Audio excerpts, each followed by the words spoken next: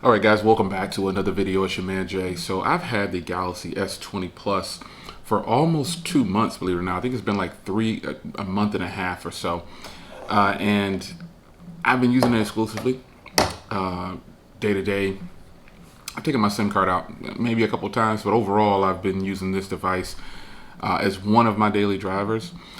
And let's start with some real high points on the device. If you're most consumers don't upgrade their phones very often. They like a person buys the Galaxy S20 Plus. If a consumer is financing it, they're probably going to keep it for and just pay it monthly. And the Galaxy S20 Plus is a good fit for a lot of people. It's not too big. It's not too small. It's the middle ground, which is why they made it. They made three different sizes, and the S20 Plus to me is probably the most favorable amongst people. From what I can tell, I see a lot of people have gravitated towards the S20 Plus. It's got a nice huge screen, and it's not too big of a phone itself. It is a big phone, but it's not too big. So if you're gonna keep a phone for 2 years or however long the financing plans work, this will be a really good phone to get. I don't think that I've had any bad experiences with the device. Overall, I think it's probably the only downfall I've seen is the biggest downfall is the front camera. The front camera, I've placed it against several other devices, and it just doesn't hold up. It's more along the lines of it'll work if you're just using this. You can probably get some good shots in the right lighting, but overall, I think you'll probably be happy with the device itself if you decide to grab this particular model. Either one of them, I would say, you'll probably be happy with the cameras overall. So social media is big these days. This is what it's all about, which is why I focus on the cameras so much. I think the S20 Plus is solid. My downfall won't be your downfall, more than likely. You might say, Jay, well, I love the front camera. Mine doesn't look like yours. And I've heard people say that before. So it is what it is. We all have our opinions on whether or not something is good or bad.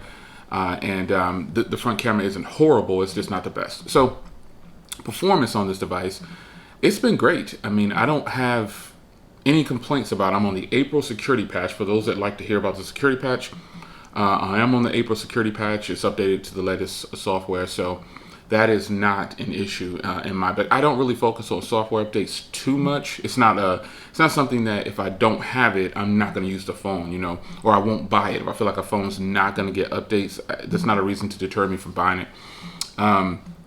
Because the phones will continue to work, and even if it doesn't have all the latest quote unquote features that Android might offer, with phones like this that are skinned, if it's not a stock Android phone directly from Google, the Pixel to be exact, you probably won't get the official feeling of Android. And so with this being heavily skinned or lightly skinned, whichever we choose, there's extra features already there, what I'm saying, that have actually more than stock Android. So the software experience is fantastic to me. I haven't never had a problem. I'm using the stock launcher still.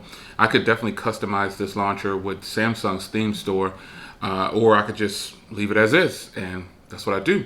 So I feel like the software experience is one that you should be pretty happy with. It's pretty fast and fluid, no issues whatsoever. And at least from where I sit, I don't have any issues. But we are going to have our own applications on our devices, so we got to be mindful of that. Of others, I don't have as many applications on my phone as most people probably. The phone comes with probably between 50 and 70. And I might add another 25 to 40 or so, So I don't have a lot, and I only put applications on here that I'm actually going to use. So the performance for me has been great.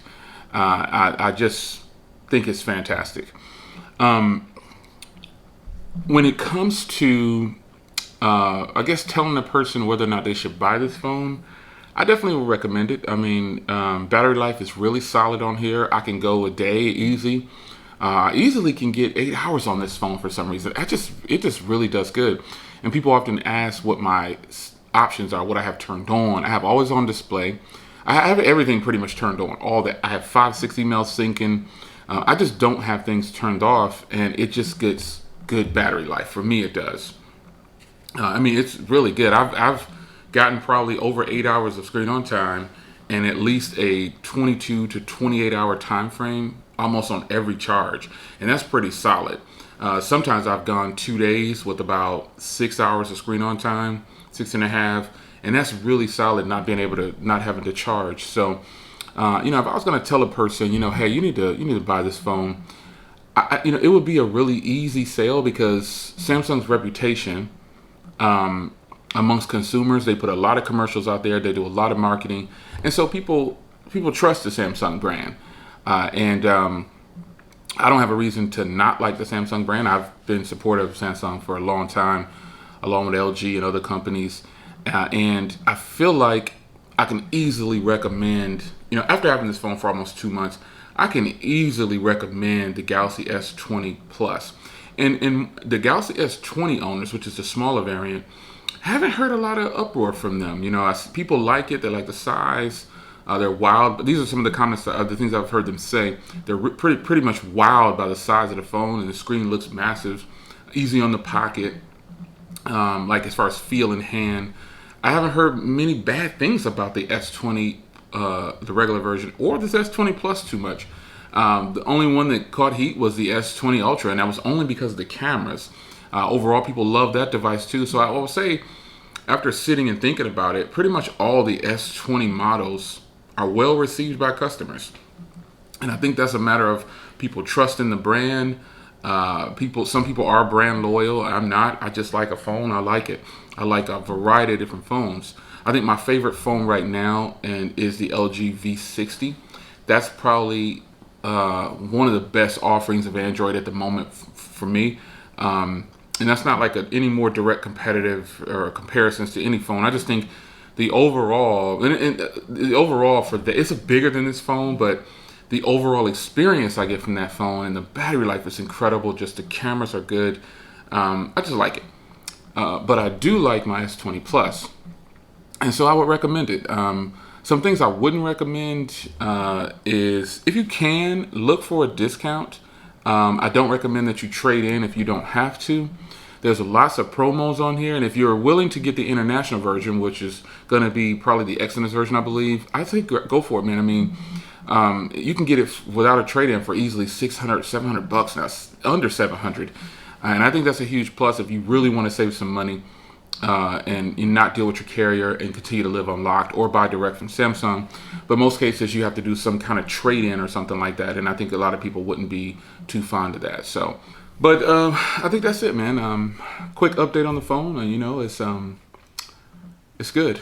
I have no doubt that if a person buys this device, they will like it, and that's saying a lot. So hope you guys enjoyed a quick video on the Galaxy S20 Plus follow-up. Almost 2 months later, it's pretty solid, man. I think I'll continue to use it.